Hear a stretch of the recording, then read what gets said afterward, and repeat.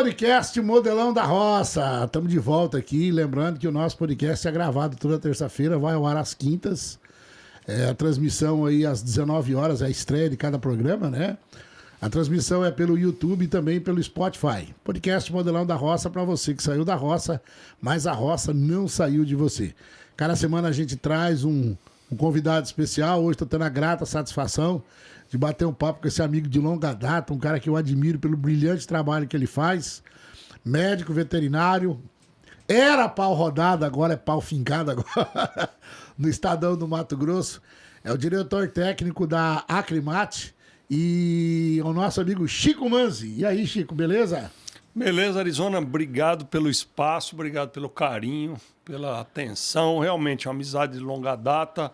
A gente acompanha muito o seu trabalho de madrugada. E você manda lá, contribui bastante. De vez em quando a gente participa um pouco lá, mas você é uma grande referência que a gente tem aqui. Eu digo que o Mato Grosso, como diz a música lá do Mineiro do Pé Quente, né? Do Tião Carreiro, é um Jequitibá mesmo que faz a sua sombra amiga, ajudando quem chegar. E é assim que eu me sinto aqui. Ô Chico, eu sou feliz, cara, em ter você aqui hoje, porque faz muito tempo que eu queria ter essa oportunidade de bater um papo. Ao longo desse período que eu conheço o Chico Manzi, você sempre esteve ali na Acrimate. Você na Acrimate há quantos anos hoje, Chico? A Acrimate eu entrei no dia 11 de janeiro de 2016 como diretor técnico.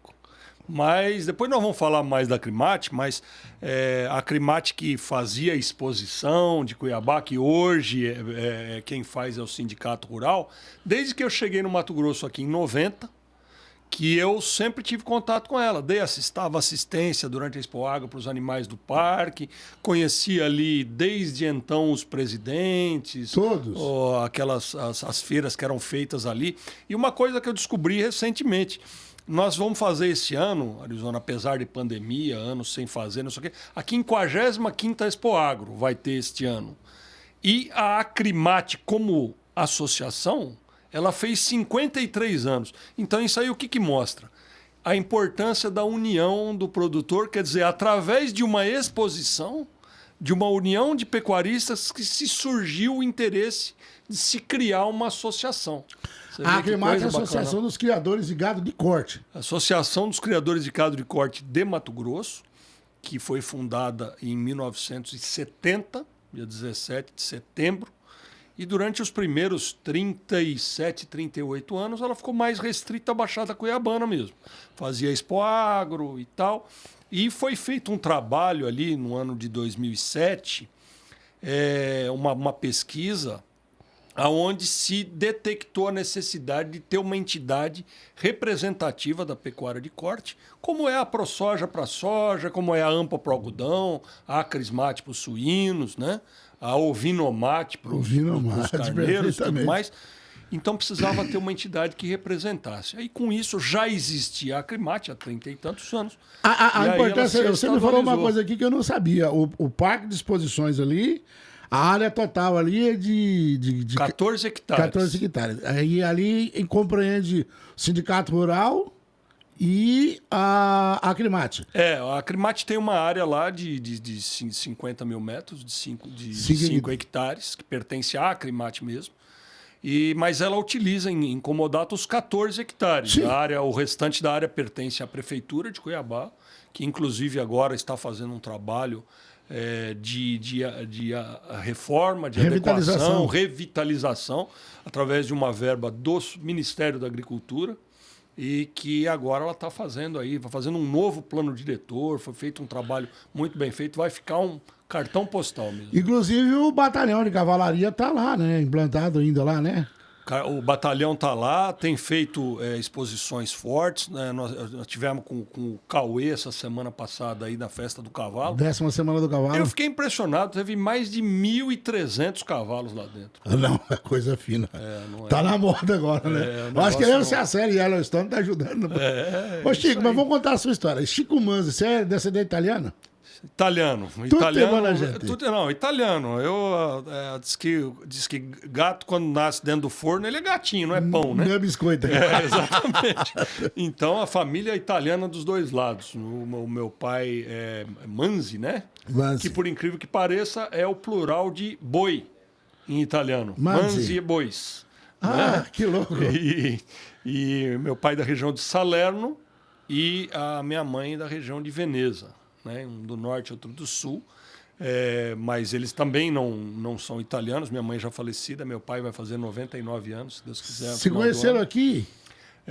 Os meus pais são brasileiros, né? Não são italianos, mas os avós, os pais deles ou os avós vieram como imigrantes, né? Principalmente o pai do meu pai, ele veio lá da região de Salerno, na época da imigração, no final do século XVIII.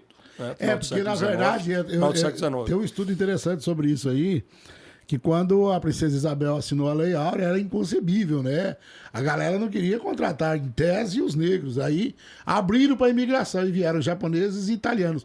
Os italianos foram os primeiros que chegaram aqui. Meu sogro, ele veio dessa leva aí, né? Os pais dele vieram da Itália. É gringo, nascido no Brasil, mas... E vieram numa condição também, não, mas assim, quase que na mesma condição que vieram os escravos. Só mudava a cor da pele, porque exatamente, o serviço era o mesmo. Era o mesmo, muita gente, tem até, já recomendo aí, quem quiser assistir no Netflix, tem uma série chamada Legado Italiano. Vai bem. Um negócio extraordinário que mostra que, assim, os italianos, formação, tradição cristã forte, católicos e tal, e aí muitos morreram, os corpos eram jogados no mar. Foi, assim, vinha, né? Não pensa que vinha de primeira classe. Não, era o que coubesse. Era o que coubesse, e morria muita gente, E, aliás, veio para não morrer de fome lá, né? A Itália estava recém-unificada nessa época. E eles vieram para cá, o governo mandava as pessoas para cá e vinha só o pai de família. A esposa ficava lá, a princípio, porque era para o cara ganhar dinheiro aqui e mandar dinheiro de volta para a Itália. Era a garantia de que ele não ia demandar, né? Ele ia mandar dinheiro de volta, porque a Itália vivia realmente uma situação muito difícil. E seu pai, então, nasceu aqui? Filho? Meu pai já nasceu aqui, né? A mãe dele era filha de italianos também, né? Então... Inclusive, eu tenho 2 irmãos que têm cidadania italiana. Eu, relaxado, não tirei ainda. Cidadão do mundo, porque você já viajou o mundo afora. Agora eu sou cidadão cuiabano, parabéns. Já me alegra. Eu vi essa semana ali, você recebeu o título, né? E aí, assim, meu avô veio, assim, para São Paulo. Ele foi para a região ali de Laranjal Paulista, por ali. E aí depois ele foi para, na época se chamava Buquira, hoje se chama Monteiro Lobato, que é onde meu pai nasceu. 1924.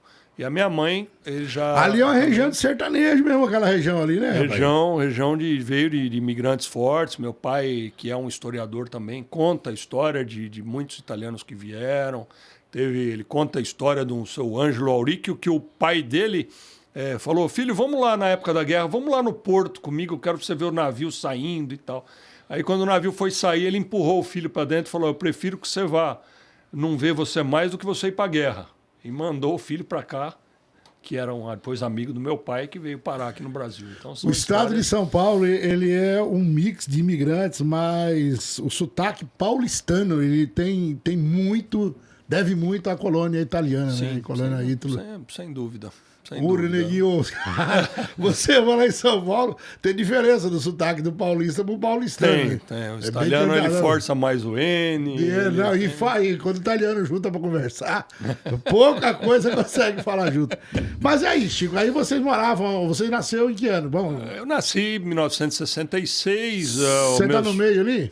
Eu nasci na capital de São Paulo, no bairro do Ipiranga. Você é os do meio, como é que é o mais velho? Eu sou o caçula. Sou o caçula de 5 irmãos, todos homens.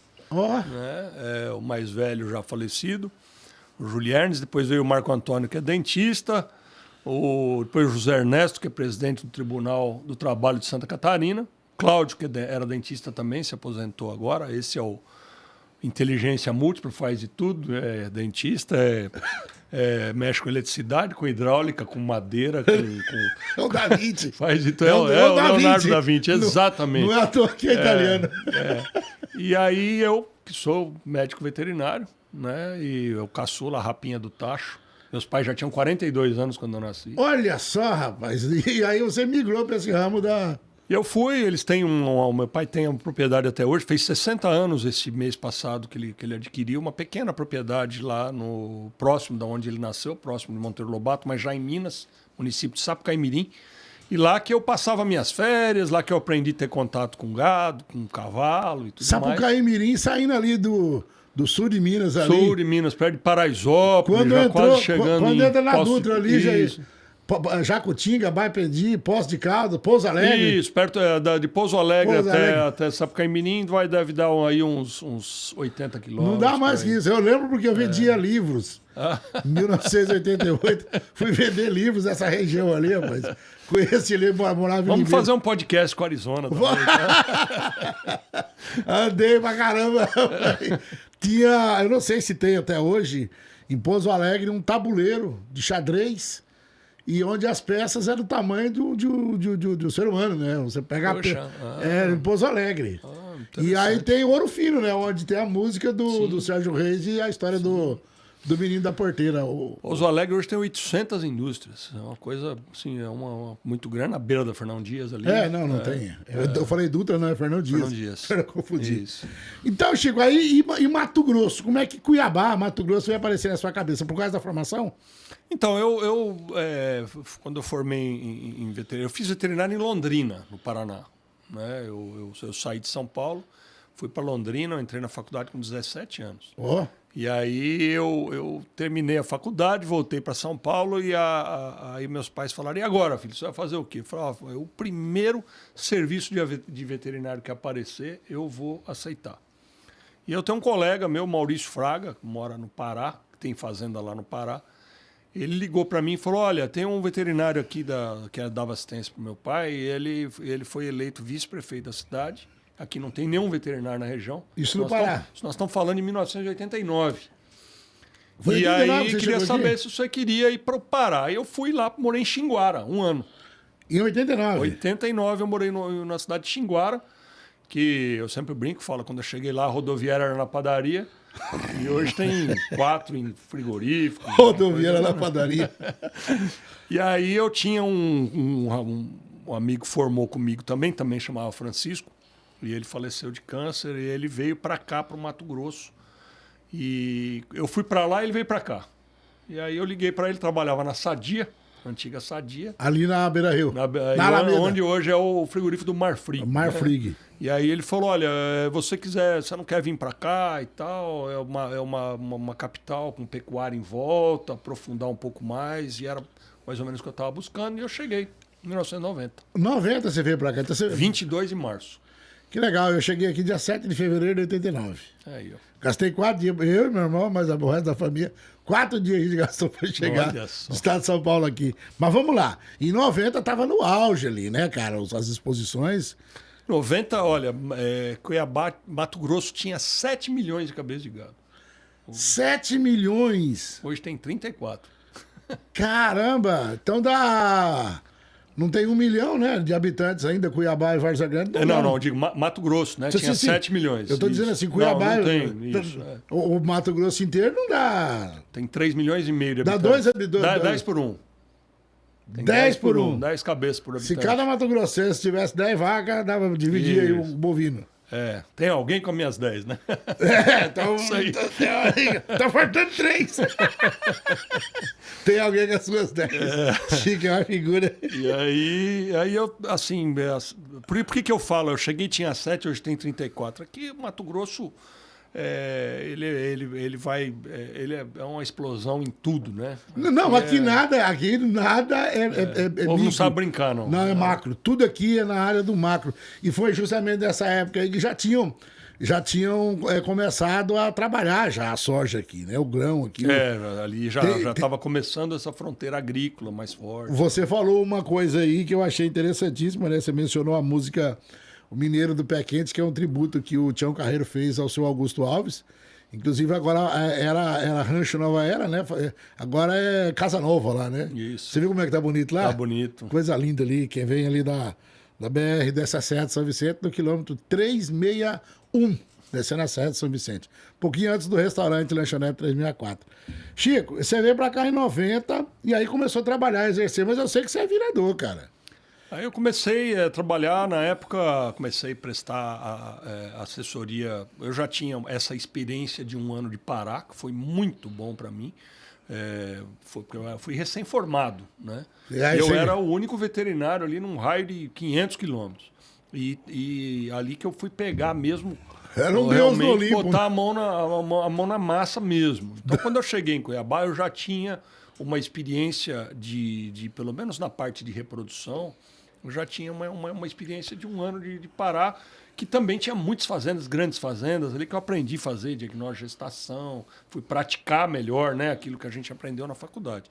E eu comecei a dar assistência aqui a várias fazendas. Eu sempre, uma das pessoas que você conhece bem, foi um cara que me abriu muitas portas aqui, que é o Olímpio de Brito. Seu Olímpio. Seu Olímpio, assim, ele me apresentou na época a Itamaraty, a Camargo Correia e a Sadia. Ali é diferente. Então, assim, ele fez e ali eu comecei a dar assessoria. Camargo Correia, que hoje tem até hoje lá o Dr. Felipe, à frente da Camargo Correia. Durante muitos anos eu prestei assessoria para eles. Ali eu virei depois jurado da ABCZ. Cheguei a julgar a exposição de gado. A ABCZ, para quem não sabe, a gente estava entrevistando o Caí aqui, falou sobre a Associação Brasileira do Quarto de Milha. A ABCZ é a Associação Brasileira dos Criadores de Zebu. Isso, que é das raças todas, Nelore, que falou, o Zebu ele engloba isso tudo, né? As raças todas de animais que tem cupim. Né? Perfeitamente. Eu ia falar uma situação aqui. Um dia me perguntaram na Arizona, porque faz a propaganda do governo todo ano, né? Concernente ali à vacinação de aftose, brucelose, essas coisas todas aí. E aí perguntou qual que é a diferença, o que é bovino e o que é bubalino. O que é bubalino? O bubalino é o búfalo, né? Isso. É uma outra espécie. É uma outra espécie, mas não deixa de ser ruminante. Também é ruminante. Também a carne do búfalo, ela é idêntica, quase. Não pode falar idêntica, porque ela tem uma diferença na cor da gordura. Que é mais branca. É branca. Só. Mas eu vou te falar Vai pro frigorífico, você certamente já comeu carne de búfalo. E não sabe. Não sabe porque não tem diferença não nenhuma muda no em nada o sabor, gosto. nada. É claro, se você pegar um dianteiro ali, você vai pegar ali uma costela maior, uma ponta de peito maior. O marmoreio é branco, né? Porque até o animal é de maior porte, né? Exatamente. Se for macho, o leite também, né? Mussarela de búfalo e tudo mais é extraordinário. Mas que legal, Chico. E aí você começou, então, em 2017, aí você entrou para a Acrimate. Mas você tinha um laboratório, eu lembro que a gente fez uma matéria uma vez em parceria com o Dr. Silas, não era? Isso. Aí eu entrei, aí em 2000, eu prestava assessoria como autônomo a essas propriedades, também julguei em exposições e tudo mais. Em 2002 eu montei uma empresa, que tem até hoje, chama Gentec. É uma empresa que foi a primeira central de coleta de sêmen do Mato Grosso, registrada no Ministério da Agricultura. Oh, que legal. Montei o primeiro laboratório de fecundação in vitro, né, junto com essa central de sêmen. E aí, assim, eu já conhecia a genética pelo lado de jurado e conhecia a parte de reprodução. E partiu para a prática mesmo. Eu juntei as duas coisas, onde a gente fez uma multiplicação. Aí, você ter uma ideia, Arizona, do que é inseminação artificial, com apenas 3% dos machos que existem no mundo, seria suficiente para você inseminar todas as vacas do planeta. Todas as fêmeas. Então, você consegue fazer uma multiplicação muito grande.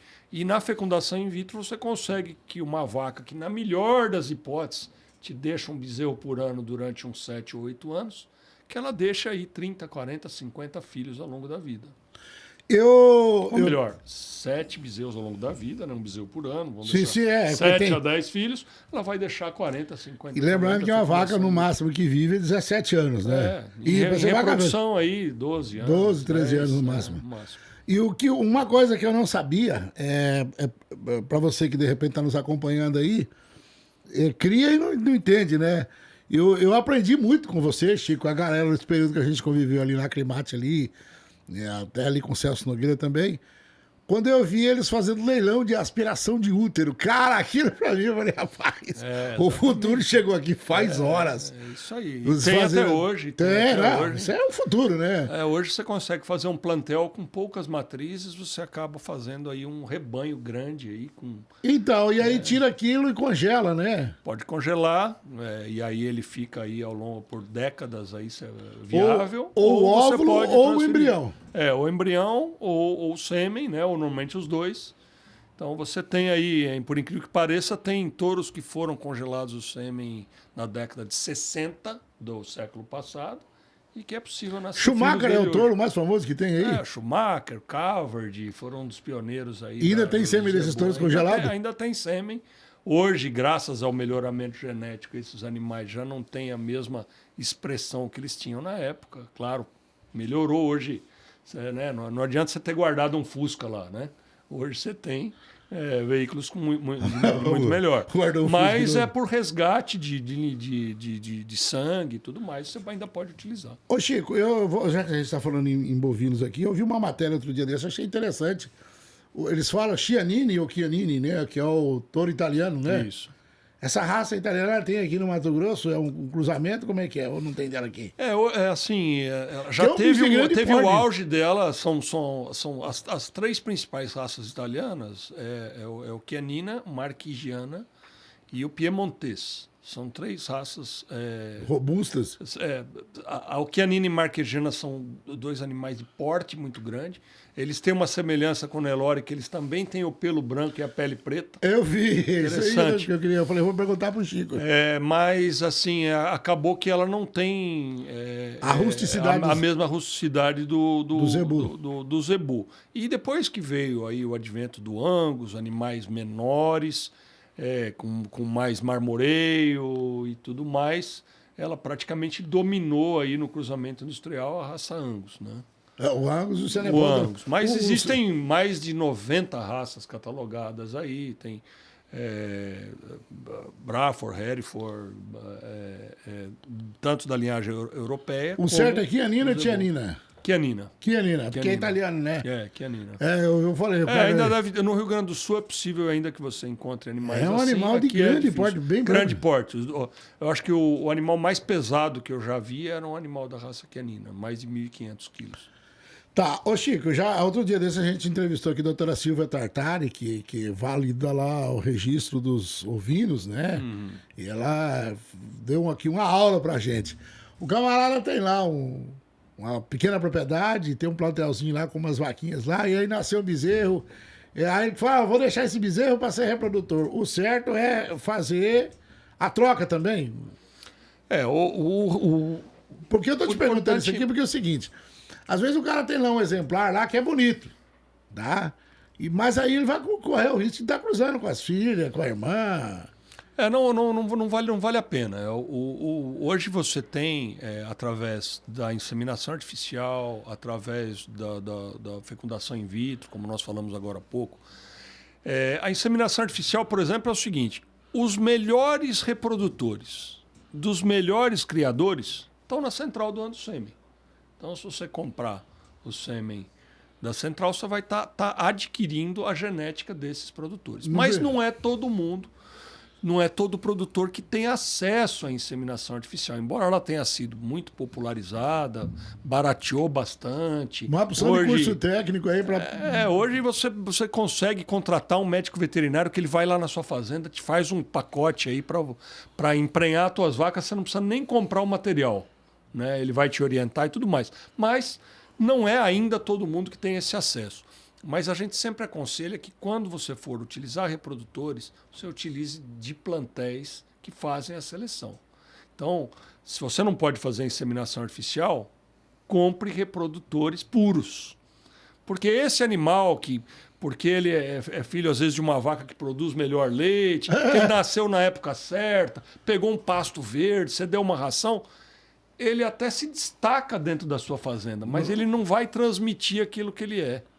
Então, você não vai estar melhorando o seu rebanho utilizando esses animais que você escolhe ali. No meia cruza, no caso. Meia cruza lá na tua fazenda. A gente aconselha que você se utilize mesmo de reprodutor. E outra, um reprodutor ao longo da vida, Arizona, ele deixa centenas de filhos. Então vale a pena você comprar um animal, ainda mais agora que você aí com 3, 4 bezerros, 5 bezerros, 6 bezerros de corte, você compra um reprodutor de excelente qualidade que depois vai deixar 100 e tantos produtos na fazenda. Outra coisa aqui, que a gente estava falando aqui sobre o período, né, o ciclo reprodutivo da matriz. E aí o Chico mencionou que de 40 a 50 filhos ao longo da vida, porque é feito justamente a aspiração de útero, né? Do ovário. Do ovário, né? Isso. Faz aquela aspiração de ovário. E eu acompanhei isso daí, aprendi muito, né? A vez que a gente foi bater um papo lá Málaga. Málaga, né? Málaga na época, E aprendi muito com aquilo ali, cara. Então eu aconselho a você que tem aí seu plantel, busque aconselhamento especializado. Vejo pessoas que acreditam assim, criar boi não é criar galinha, não. Tem umas variantes no mercado aí, agora, por exemplo, caiu, né? Olha, Arizona, eu vou dizer assim uma frase que eu não gosto de dizer, mas eu nunca posso perder a oportunidade de falar, principalmente nesses programas de grande audiência como o seu, que é uma dura realidade. Infelizmente, não tem mais espaço para amador. Não. Hoje você tem que ser um empresário da sua fazenda. Não importa se você tem uma vaca ou se você tem 100 mil vacas. Perfeitamente. Você tem que fazer, primeira coisa, gestão. Fazer conta, saber quanto custa. É uma coisa que até às vezes entristece a gente, porque você pega um agricultor, a gente está no meio às vezes de uma palestra, a gente tem um evento que chama Acrimate em Ação, eu que conheço, a gente leva informações e tal. E o palestrante pergunta assim, tem algum agricultor aqui? O sujeito levanta a mão.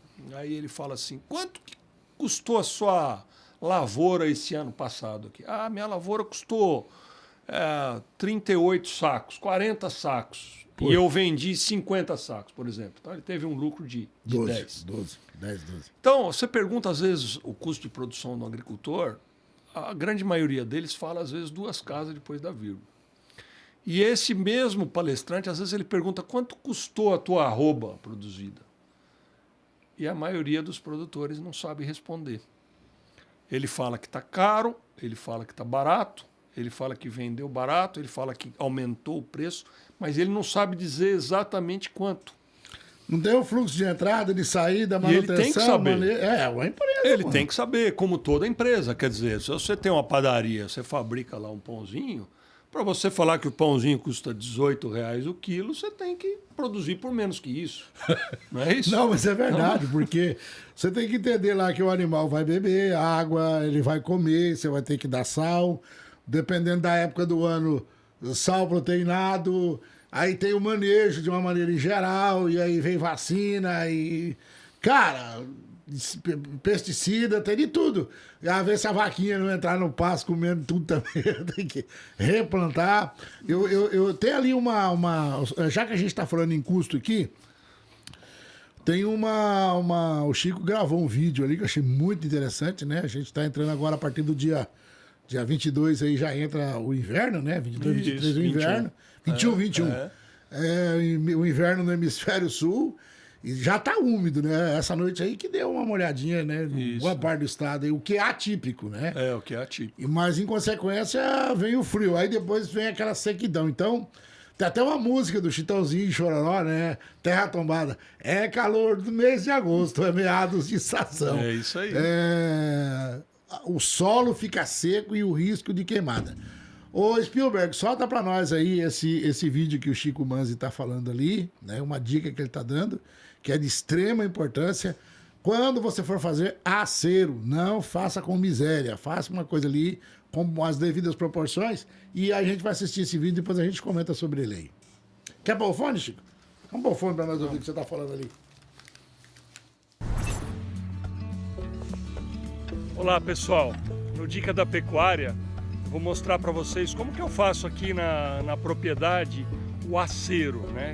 Eu costumo fazer isso nas cercas do perímetro, quer seja beirando as matas, quer seja a divisa com outros vizinhos, onde a gente tem que limpar, como vocês estão vendo aí, ó, limpar embaixo uma área aí de pelo menos uns 2 metros para que você proteja as cercas e ajude a evitar a propagação dos incêndios e das queimadas, principalmente nessa época tão seca do ano. Então, tomando como exemplo esta propriedade, onde nós fizemos o acero da seguinte maneira: foi feito com uma roçadeira costal, né, a gasolina, mas você pode optar, existem hoje, você pode fazer com trator, existem alguns implementos onde você utiliza de forma mecanizada, ou você pode fazer eventualmente com uma foice, mas o mais importante é que você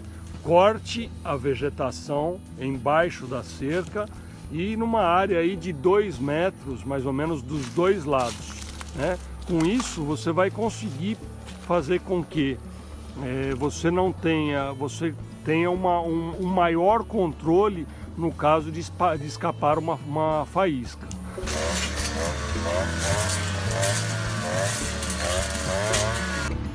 Então, pessoal, aqui na propriedade, né, eu tenho a caixa d'água, né, essa caixa d'água que abastece as casas e abastece também os bebedouros do gado.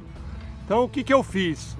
Bem na saída principal da caixa d'água, onde tem o maior volume, eu coloquei uma saída, né, e uma adaptação para eu poder ter um grande volume de água preenchido rapidamente, para eu poder encher ou o caminhão-pipa, o trator, ou os tambores, para que num caso de incêndio eu consiga rapidamente encher, ó.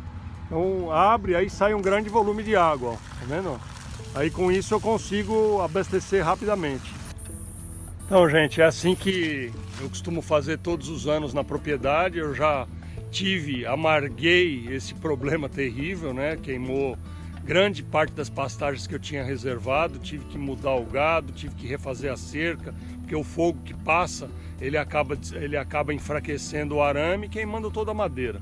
Você perde a mão de obra, perde matéria orgânica no solo, perde a durabilidade do arame, você tem que refazer. Então, uma forma interessante é fazer os aceros, essa é a forma que eu costumo fazer, e eu vou pedir para você ficar sempre atento às dicas da Acrimate. Em breve vamos trazer aí mais dicas para você. Grande abraço. Que legal, Chico. Eu gostei ali, vou até comentar aqui, uma coisa importantíssima que você falou ali, né? A maioria dos pecuaristas, pelo menos, não faz a conta, né? O cara tem que calcular quanto custa uma estaca de cerca. Eu vou colocar aí naquela de 10 a 12 de eucalipto tratado, que é esse reflorestamento, você vai pagar hoje aí em torno de R$340 a dúzia, né? 300 a 350, mas fica nessa casa aí. Vamos colocar uns 340. Vai gastar 40 dúzias por hectare. 40 dúzias não. 3 dúzias e meia por hectare. Por quilômetro. Por quilômetro, na verdade, né? Porque isso. Aí vem cara, 4 metros, é isso mesmo. Por quilômetro. Por quilômetro. Aí vem o arame, que tá na faixa de 500, 600 reais a bola de arame. A mão de obra de uma cerca hoje, dependendo da região, né? Vamos falar aí, varia de 5 a 8, 9, se tiver pedra. Então não é barato não, cara, é um custo altíssimo, você tem que colocar isso tudo na caneta. Se por acaso, porventura, pegar fogo, você ainda vai ter que replantar, trabalhar aquele pasto de novo, vai ter que comprar semente, manejar aquilo ali tudo. Então, eu gostei, um espaço legal você deixou ali, 2 metros de cada lado, e eu vejo a galera fazer um acero estreitinho, não funciona. A faísca do fogo ainda vem aliada ao vento ainda, mato seco, aquilo ali é terrível, né? Não, e outra, o produtor hoje ele tem que ficar atento. Hoje eu tenho agora uma pequena propriedade ali para frente do Pedra 90, ali no Rio dos Couros. Então, aquilo ali é no Rio dos Couros? Não, essa era uma propriedade que eu arrendava aqui na beira da BR. Na beira da BR, lá eu vi lá os carros passando ali. Essa propriedade foi vendida, foi a leilão, e eu comprei uma pequena propriedade, mais ou menos do mesmo tamanho dessa daí, Lá para frente do Pé da 90, ali na comunidade Rio dos Couros. Cinturão verde ali. Ali é o 21 de abril, tem ali para frente, né? Semana passada foi inaugurada a ponte, o prefeito fez a ponte. Olha que legal, rapaz. E ontem o pessoal estava lá na Assembleia, o pessoal da comunidade estava lá na Assembleia que estamos pleiteando o asfaltamento ali para sair do Pedra 90 até na 364. Já existe o projeto. Que vai sair lá no quilômetro 374, do lado Isso, vai sair lá no Olho d'Água. Na Fazenda Alvorada. Isso. Do lado do Guaiaca, é falado ali. Lá do Guaiaca. O boitel do Guaiaca. Exatamente. Da Carol, filha do saudoso Zé Wellington.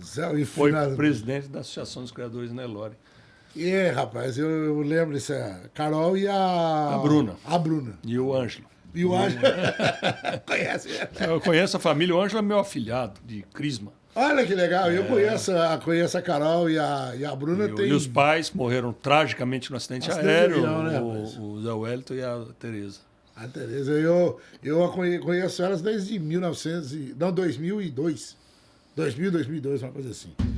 Ô, Chico, então é isso que você falou aí, cara, é uma grande realidade. Hoje, o mercado da carne, né, ele chegou num ápice e agora, hoje, né, vamos falar hoje, dia que a gente está gravando o podcast aqui, que é dia 13, eu estava falando de manhã, me estava falando 160 vacas casadas, né?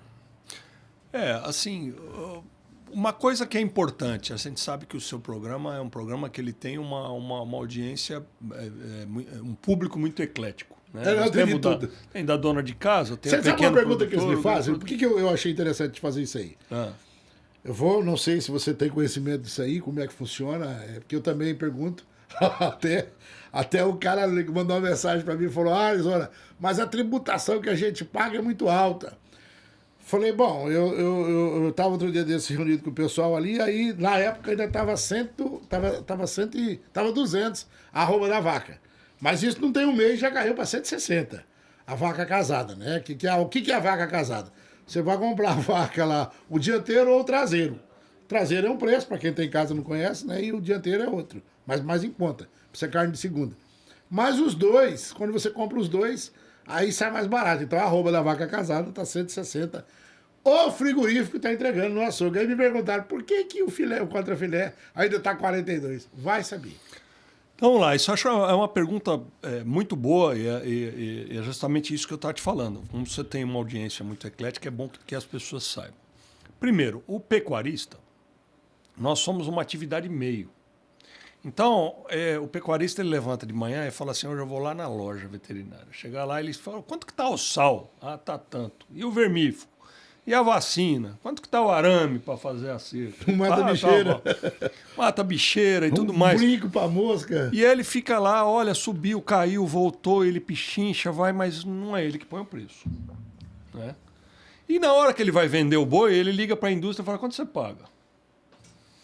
Então, muitas vezes, a gente é chamado, a Crimate é sempre chamada para dar entrevista, o cara fala, mas não é possível, nós temos 34 milhões de cabeças e a arroba e a carne está tão cara. Tal. Infelizmente, o pecuarista não é ele que põe o preço. Então, agora, por exemplo, a gente, exatamente um ano depois que a arroba estava sendo paga mais de R$300, hoje ela está sendo paga a 230, 220 arroba do boi, 240. E a carne caiu menos do que deveria, quer dizer, não caiu na mesma proporção. Nem os insumos, porque você vai comprar arame e é calculado em arroba de boi. Exatamente. Eu até falei lá, 2018 estava R$275 uma bola de arame. Durante a pandemia chegou a 1.000, agora caiu 1.000, um pouco. 1.100. Isso se você pegar lá um de 800 quilos. Aí saíram com arame até de 600 quilos. 600 quilos por fio, tá? Explicar aí pra galera entender, né? É a força que ele aguenta, né? Do boi encostar ali e tal. E aí tudo é majorado, indexado na arroba do boi. Mas quando a arroba do boi cai, os produtos lá continuam do mesmo jeito. Então... Continua do mesmo jeito. E a carne, ela não cai na gôndola. Inclusive, a Crimate tem um estudo que ela fez durante 10 anos. Nós pegamos um período de 10 anos. Nós temos o IMEA, que é o Instituto Mato Grossense de Economia Agropecuária. Ele fez um estudo para a gente e ao longo de 10 anos, a arroba do boi subiu 150% em 10 anos. E a carne na gôndola subiu 250%. Ela descolou totalmente do preço da arroba. Por vários fatores. Eu não quero aqui entrar de saber quanto custa o custo de produção do varejo, quanto que ele gasta lá com o açougueiro, com a embalagem e tudo mais. Mas está completamente descolado daquilo que é pago para o pecuarista. O que a gente aconselha a fazer? Primeiro, o boi tem uma vantagem, né, Arizona? Você come uma rabada é um gosto, você come um cupim assado é outro, você come uma carne panela é outro, você come uma carne moída é outro, o bife é outro, um ossobuco é outro, um tutano é outro, uma vaca atolada é outro. Ou seja, nós temos aí dezenas, centenas de cortes. Inclusive, eu queria, não é te corrigir, não. A Acrimate está fazendo uma campanha que a gente precisa mudar a nossa terminologia dos nossos produtos. Por exemplo, eu ontem fui no mercado e estava lá à venda um pacote no supermercado. Vou citar até o nome, porque a gente sabe que é um supermercado que atende as classes mais altas, que é o Big Lar. E estava lá à venda orelha de porco. Orelha de porco. Porco não tem carne de segunda. Tudo é primeiro. Frango não tem carne de segunda. Eu vi lá no Atacadão outro dia um saquinho de sambiquira. Então, cara. E por que o boi tem carne de segunda? O boi não tem carne de segunda. Então a gente quer ver, Arizona. E você que é um comunicador, nos ajude. Legal, gostei. Vamos mudar as terminologias. Carne. Você já pensou, por exemplo, se eu falar para você, olha, tem esse sujeito aqui, ele está vendendo um carro, você quer comprar o carro dele, só que ele é carne de pescoço. Você tem coragem de fazer negócio com ele? Por isso que no estado de São Paulo os caras falam assim, Paranazão eles falam aposta branca, aposta vermelha, você sabe o que é isso, né? O colchão duro e o colchão mole, né? Pois é, chão de dentro, chão de fora. Então a gente quer desvencilhar esses termos. O próprio pecuarista mesmo, ele às vezes ele acaba, pela força do hábito, ele fala, olha, eu terminei a minha estação de monta, eu separei as vacas prenhas, e esse aqui é um lote de vaca de descarte. Não é descarte. Puxa vida, você vai vender uma vaca gorda para o frigorífico, todo mundo quer, uma novilha que você vai vender lá para celeiro, vai exportar para a China. Ela não é de descarte. Então a gente quer ver se termina... elimina essas terminologias. E, inclusive, também nas carnes, lá no açougue, você falou, não pode chamar de carne de segunda, não pode chamar de colchão duro, né? Você não pode chamar de pacu, de peixinho, não tem nada a ver com carne isso. Uma coisa que eu aprendi há muito tempo, e ele falou assim, um goiano, ele falou, não tem carne dura. Tem carne com pouco fogo. É isso aí. Costela, na minha opinião, só de falar a boca vira o breque. Dispensa comentário. É a carne mais saborosa. Pois é. Mas na devida proporção de fogo. Sim, tudo é jeito de preparo, é tempero, é a idade do animal. Ponta de peito é uma delícia. É uma delícia. Você bola em cima e esquece. Só não pode chamar de ponta de peito em Poconé. Lá chama granito. É granito. Por que não pode? Não, isso era uma brincadeira que era um poconiano amigo meu. Ele falou, eu fui lá para Curitiba e o cara trouxe falou, o que é isso aí? Ele falou, ponta de peito. Ele falou, onde é que você achou essa parte no boi? Lá em Poconé se chama granito. Ele não tá errado, não. É terminologia. Porque se tem o marmoreio, o marmoreio é a gordura entremeada. Porque não isso aí. O granitão, que é aquela gordura que não derrete. Agora, eu acho que a gente vai conseguir mudar isso, Arizona. Por isso que a gente precisa de comunicadores, precisa as pessoas irem tomando cuidado com a forma como elas falam as coisas. Mas nós temos um exemplo bacana. Ninguém mais abastece com álcool, você já reparou? Não. Você abastece com etanol. Etanol. Uma outra coisa que está no mesmo, quer queira, quer não, a gente também usa isso daí, porque se você tem lá um pasto, você vai usar o quê? Não existe agrotóxico. Essa história aí é lacração. Eu vou ser sincero. É isso mesmo. Não tem agrotóxico. Tem defensivo agrícola. Isso aí mesmo. Você tem o inseticida, o pesticida e o fertilizante. Isso. Depende. Minha filha veio, pai, a professora vai dar um tema sobre agrotóxico. Falei, então fala para ela entrar no mercado, comprar um produto ou plantar na casa dela alguma coisa que não vá nenhum defensivo agrícola. Não existe agrotóxico. É isso mesmo. defensivo agrícola. Exatamente. Não, é muito bom você ter colocado, e é também uma luta que a gente tem, e a gente não pode denegrir a imagem de um Não, produto jamais. de tanta qualidade como é. E até porque quando você vai lá e vermifuga um animal, quando você vai lá, vacina, você coloca lá um brinco lá para poder espantar mosca. Cara, isso tudo tem um custo. Então é importante você que está aí saber. A gente tem uma pequena propriedade, já até mostramos várias coisas aqui. Aprendi como não criar galinhas.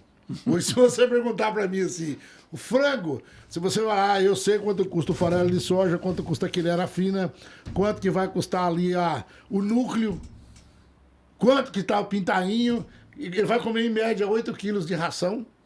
Então depende muito na hora de comprar os insumos para fazer em casa, porque você sabe, lá no sítio você pode virar na betoneira, né? Farelo de soja. Já até citei aqui um dia desse a receita, né? 66 quilos de quilera fina, tô dando só um bizu, do que é o que eu dou para os meus animais. 66 quilos de quilera fina, 30 quilos de farelo de soja, 4 quilos de núcleo, e tem um produto que não me paga o royalties, não paga nada. A cada 100 quilos eu coloco 300 gramas de aminomix, que eu tenho certeza que você conhece isso daí. É um aminoácido rico, as galinhas crescem, desenvolvem, com 60 dias está lá. Já comeu 8 quilos de ração, mas está no porte de 2,5 kg, 2,900 kg. Beleza.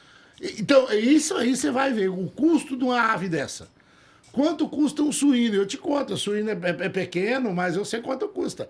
E aí a gente está estudando agora, você falou assim, tá faltando boi, né? O senhor falta 10? Não fala.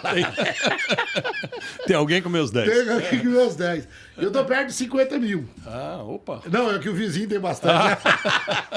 O vizinho tem quase 50 mil. Perto de 50 mil. Muito bom. Mas eu observo lá o meu vizinho, então você tem que analisar o quê? Tem o gado de corte, o gado leiteiro. Você também não pode jogar o gado lá comendo bucha. Você tem que dar uma suplementação, botar um... Entendeu? Que vai dar um sabor na carne diferente, um animal saudável, é imune, né? É muito mais imune. Você sabe muito bem disso aí, que é veterinário, médico, não tem nem o que questionar. Então, sem dúvida. É importantíssimo isso daí. Você saber o custo operacional. É uma empresa, e isso vale para tudo na sua vida, viu? Desde o combustível, do deslocamento. A gente tem lá um limão que a gente traz para vender, para pagar pelo menos o combustível. Porque ainda também tem a galera que trabalha, a turma do manejo, tem tudo, a energia elétrica. Porque o boi não abre torneira. E para a água chegar na caixa, você tem que ligar a bomba. Não, você para montar hoje um espetinho para você vender na porta de casa, você tem que fazer a conta de quanto você paga, quanto que vai de carvão, quanto tempo dura a churrasqueira. E eu vou contar um negócio aqui pra Não é você, isso? na boa. Eu de carne cheirosa, você quer assar carne para recender. Por que espetinho de rua cheira bem, você sabe? Não. Porque é dianteiro. É o dianteiro. Não tem nada isso mais aí. saboroso que a paleta grossa. Aí é uma maravilha. É uma delícia. Põe na devida proporção ali, bonança Olha, rapaz, a hora já passou, Chico. Cara do céu, já passou 40. Já foi 45 minutos. 45. Então vamos falar de Acrimatic. Eu Vamos tenho lá, tanto agora. orgulho dessa entidade. E eu quero que você fale aí, aproveitar aí. Isso aí. Não, olha, a Acrimatic, como eu falei, ela é uma entidade é uma jovem senhora de 50 anos. Mas Ela tem uma vida ainda muito grande pela frente, mas eu digo que é uma entidade que eu acompanhei quando eu cheguei de uma maneira. Ela em 2008, ela se estadualizou. Então, hoje, a Acrimatic ela tem 26 representantes regionais espalhados pelo estado. São cidades polos. A bem da verdade, a gente não escolhe pela cidade. Quando eles vão montar a chapa da Acrimatic, eles escolhem pelo grau de liderança daquela pessoa. Então, por exemplo, nós temos lá em Vila Rica o Netão, que fez aniversário ontem. Olha que legal, pode mandar um abraço aí pra Netão, você lembrar aí. é isso, o Netão tá lá. O Netão é uma grande liderança, ele foi presidente do sindicato, ele é uma pessoa que se dedica muito à região. E aí nós temos, né, não vou citar aqui todos, mas para cada região tem uma TEA lá em Barra do Garças, nós temos o Agenor, que está na diretoria executiva, ele está lá em Marcelândia, nós temos o seu Nelson Butti, que está lá em Carlinda, vizinho de Alta Floresta, nós temos aqui em Poconé o Lucas, né? Aqui na Baixada Cuiabana, nós temos o Cadão, né, que é filho do seu Gilson de Arruda, Ricardo Arruda, né? Tem o presidente, que é o Dr. Oswaldo, que ele faz o que a gente chama de Tem gente que faz integração lavoura-pecuária, ele faz integração medicina-pecuária, porque ele é médico e tem a propriedade rural dele e se dedica ali dioturnamente a Acrimate. A gente não demora mais do que 2 minutos para receber o retorno do WhatsApp dele. E que essas pessoas não ganham nada. É uma eleição a cada 3 anos. A cada 3 anos.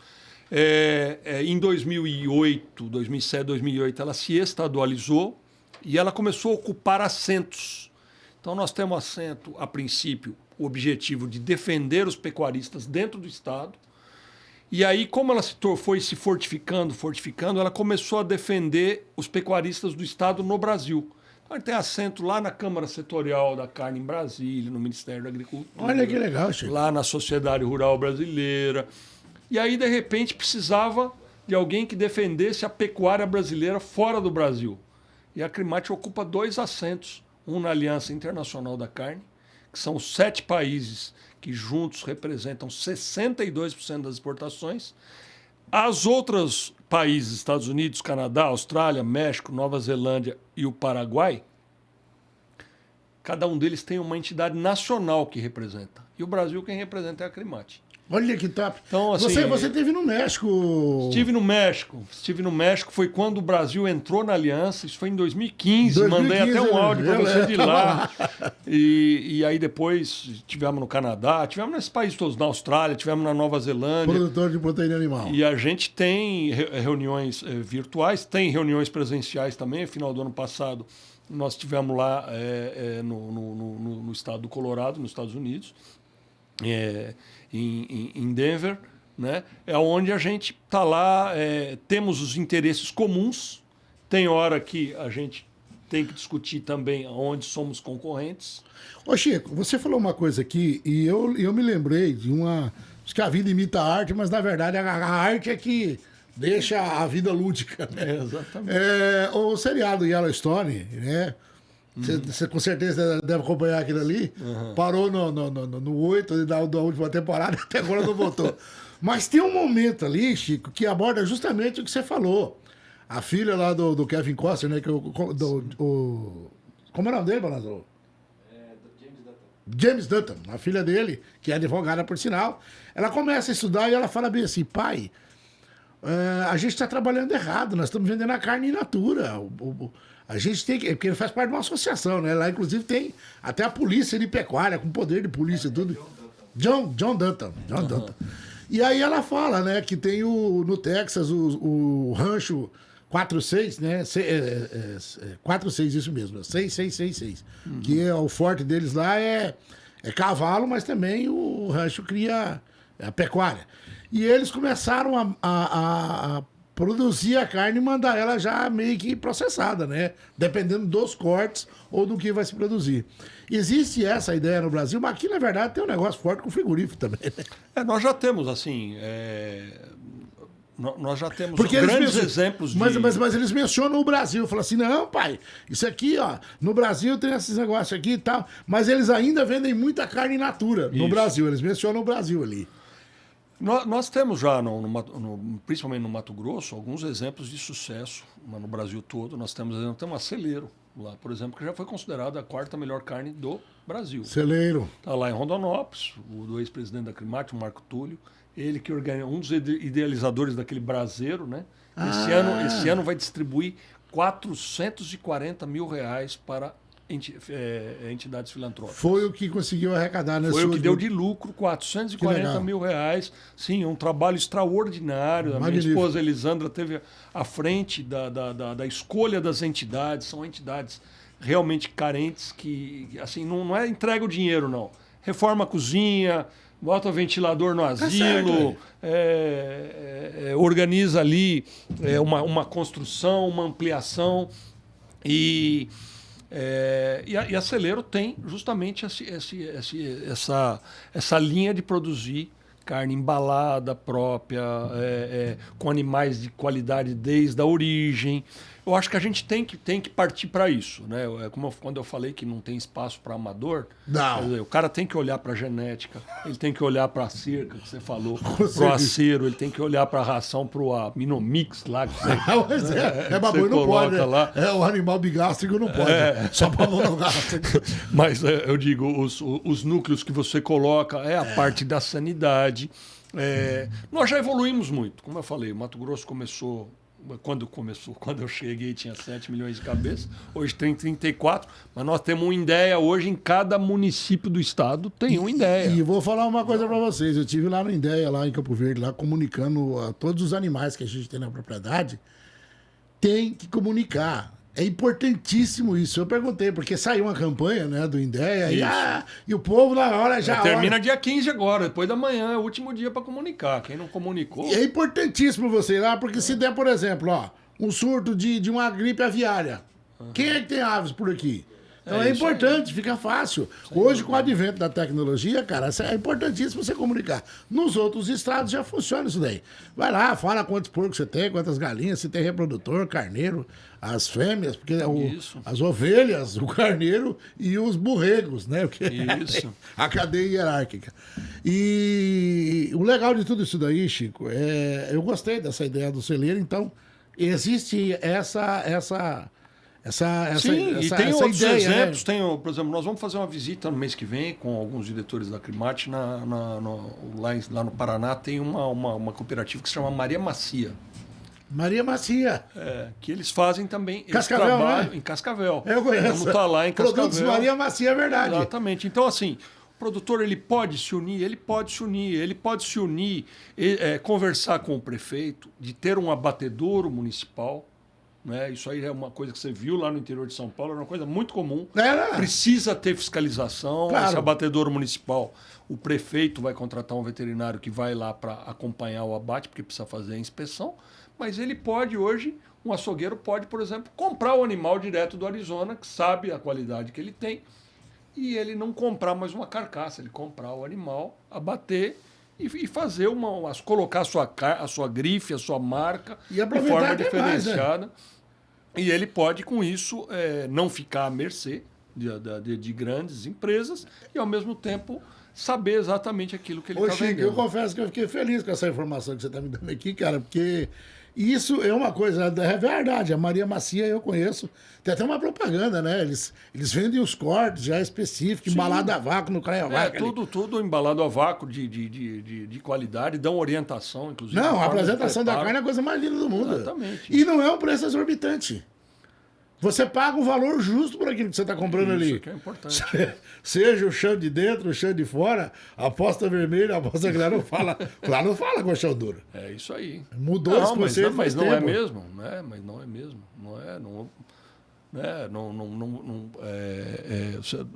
Não é duro, tudo é forma de preparo, tudo não é? Faltou fogo. Faltou fogo. Faltou fogo. Você tem o bife de costela, que é uma coisa de americano, Chico. 5 minutos a gente tem para conversar aqui. Eu fiquei feliz, obrigado aí pela sua disponibilidade de vir aqui. Eu sei que você é um homem muito ocupado, internacionalmente ocupado. E uma das vantagens, cara, que eu vejo de você, eu nunca vi você mal-humorado. Então, parabéns pelo ser humano que você é, pelo profissional que você é, por tudo aquilo que você representa. Eu acho que não tinha um nome melhor para colocar ele como diretor técnico na Crimate. Obviamente que a sua vida não se limita só a isso, mas eu sou seu fã de carteirinha. Não, obrigado, Arizona. Quer dizer, a gente está diretor da Crimate, né? Mas ali só tem homens de qualidade. Sim, a gente passa. Eu conheço boa parte deles ali. Como eu falo, a gente faz parte de uma equipe, a diretoria são pessoas não remuneradas, eu faço parte da equipe, do staff, eu sou remunerado pela Crimate. Mas, assim, eu tenho que agradecer, Arizona, em primeiro lugar, assim, eu vejo que você sempre faz isso lá no seu programa. Agradecer em primeiro lugar a Deus, evidentemente. Isso aí a vida é dom dele, nós estamos aqui, é um sopro, né? Somos meros mordomos. É um sopro. Essa coisa do humor, eu tenho comigo que o humor é contagioso, o bom e o mal, né? 1 Coríntios, capítulo 15, verso 33, Paulo, quando mandou uma carta aos gregos, né, de Coríntios, ele dizia assim, 15:33, as más companhias corrompem os bons costumes. Então, quando você está perto de pessoas que pensam grande, estão sempre pensando de forma positiva, a tendência é você... O riso, ele é algo contagiante, né? Você começa a rir, do nada você tá rindo. E o choro é algo que, nossa, cara, você fica perto de quem reclama, então... Não, hoje, conversando lá com o pessoal lá na Crimate, eu falei, a moça estava lá, cada um sabe as suas cruzes, suas dificuldades, e eu falei para ela, olha, quando a gente dá um sorriso, a gente contrai 28 músculos. E quando você faz uma carranca, você contrai 32. Então você sorria, nem que seja por economia. Já. Evita as rugas. Exato, evita as rugas. Você contrai quem vive mais, né? Não, então, assim, mas falando sério, Arizona, primeiro, você tem um trabalho extraordinário que a gente admira, você é um cara que tá lá, e admirado não é só por mim, né? Todo mundo conhece ali esse programa que você faz de manhã, esse espaço que você tem para falar de Deus também. É importante. Quantas vezes eu já parei, inclusive, quando viajando, parava lá, o rádio ia sair do ar, eu falei, eu preciso esperar chegar às 6 horas aqui para poder ouvir. Né? Sem Deus não é nada. Essa coisa, né? A fagulha do átomo. Nem existe mesmo. O dia o professor de química veio falar, mas a menor partícula é o núcleo. Eu falei que é revestido por 7 camadas. 7 camadas, né? E também agradecer, como eu falei, agradecer a família, os amigos que Deus emprestou pra gente, né? E o estado de Mato Grosso, que é extraordinário, né? Eu fiquei tão feliz de receber o título de cidadão cuiabano, porque a gente se sente mato-grossense. Você recebeu agora no aniversário de Cuiabá, né? Recebi agora faz um mês, talvez. Eu vi a foto. Não sei onde foi que eu vi a foto. Falei, no Instagram, no Facebook. Foi no Instagram, no Facebook. E eu fiquei muito feliz porque eu já me sentia mesmo, né? Minha família, minha esposa, Elisandra, o João Marcos, Maria Luísa, meus filhos. Estão grandes, né? Faz dia que eu não vejo. Então, o moleque tá fazendo direito, a menina vai fazer psicologia, tá terminando o ensino que top. médio. E assim, muito bom. Só tem a agradecer. Obrigadão, Chico. Manda abraço aí para quem você quiser aí, demais. Agradecer mesmo, só agradecer a você e por esse espaço, né? A gente sabe que você tem entrevista muita gente aí. Agradecer esse espaço de estar aqui com você. Colocar sempre à disposição dentro da Crimate, fora da Crimate, né? Não, nem que for para contar uma piada. Nem que seja, de vez em quando a gente manda lá umas brincadeiras para ele lá e que legal, ele Chico. Retransmite. E obrigado por todo ano a Climate, né? Normalmente através de você, que eu acho que fica ali na frente ali, nos convida, né? Convida a imprensa para fazer só os top. Só os top. Obrigado. Estamos aqui, batendo um papo aí com o Chico Manzi, médico veterinário. Um homem que realmente é polivalente, fala com propriedade de causa, e a gente teve essa grata satisfação de receber o Chico Manzi aqui. Um homem simples que também veio lá do baixo, né? Nada foi sorte. Nunca foi sorte, sempre foi Deus. Rapaz, quanto mais a gente trabalha, mais sorte a gente tem. Lógico. O único lugar que o sucesso vem antes do trabalho é no dicionário. E ainda mesmo assim, depois do sacrifício. Depois do sacrifício, o sucesso vem depois, bem lembrado. Boa observação. Sucesso vem depois do sacrifício, né? Antes do trabalho no dicionário, mas depois do sacrifício. A você que nos acompanhou até o presente instante, meu muito obrigado, né? Dizer que aciona lá o sininho no YouTube para você estar recebendo as nossas notificações. Sempre que tiver uma estreia, você vai estar lá. E, é claro, ajuda o nosso canal a ir para frente aí. Tá certo?